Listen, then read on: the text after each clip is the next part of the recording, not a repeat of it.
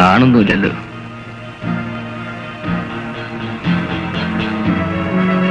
Hello, ഇതാണോ party? ആ, കൊണ്ടുപോകോ.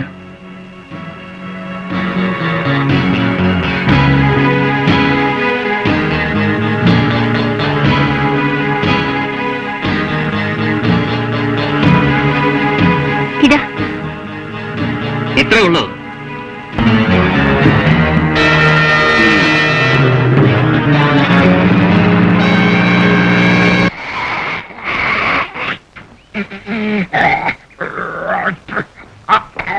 ചേട്ടാ, ചേട്ടൻ എന്താ അവിടെ കിടക്കുന്നത്? ചേട്ടനോ? കളിയാക്കല്ലേ മുതലാളി. എന്റെ അച്ഛനിപ്പം പെശയാണെന്ന് എനിക്കറിയാം. പക്ഷേ മുതലാളിയെ പോലെ ഒരു അരിയുള്ള വിവരം സത്യത്തെ എനിക്കറിഞ്ഞൂടാ. ചേട്ടനെ കൊണ്ട് എനിക്കൊരു കാര്യം സാധിക്കണം.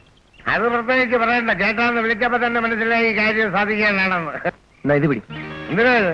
കോർപ്പറേഷനിൽ നിന്നൊരു കത്ത് വന്നിട്ടുണ്ട്. ഉടനെ ജപ്തി നോട്ടീസ് അയക്കുമെന്ന്. അതൊന്ന് ഒഴിവാക്കി തരണം. അതിന് മാനേജർ വെക്കുന്നുണ്ടാ പോലും. അകത്തും പുറത്തും വെച്ച് 2-3 തവണ സംസാരിച്ചു നോക്കി. അയാൾ വീഴുന്ന ലക്ഷണമില്ല. പിന്നെ ഞാൻ വിചാരിച്ച എന്ത് ചെയ്യേ? പ്രമാണം സെക്യൂരിറ്റി വെച്ച് 2 ലക്ഷം രൂപ ലോൺ എടുത്താ ബിസിനസ് തുടങ്ങിയത്. ഇപ്പൊ ബിസിനസ്സും ഇല്ല, പണം തിരിച്ചടയ്ക്കാൻ പറ്റുന്നുമില്ല. കേസ് വരുന്നതിന് മുമ്പ് ആ പ്രമാണം ഒന്ന് എടുത്തു തന്നാൽ ഞാൻ രക്ഷപ്പെടും. ഞാൻ അകത്തുമാവും. ഇതങ്ങോട്ട് പിടി. കൈക്കൂലി ഞാൻ ഇന്ന് വരെ കൈക്കൂലി വാങ്ങിച്ചിട്ടില്ല, ഇനി വാങ്ങത്തുമില്ല.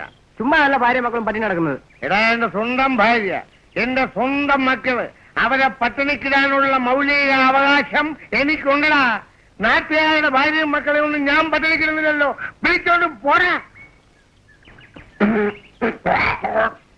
കേട്ടോ, ഇങ്ങോട്ട് നോക്കിയേ.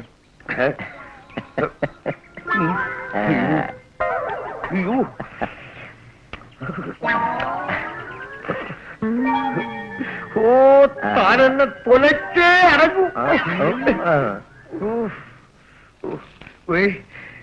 ഇതേപോലെ കുപ്പിയും കൊണ്ട് താ ഇനി വരരുതേ പോയി.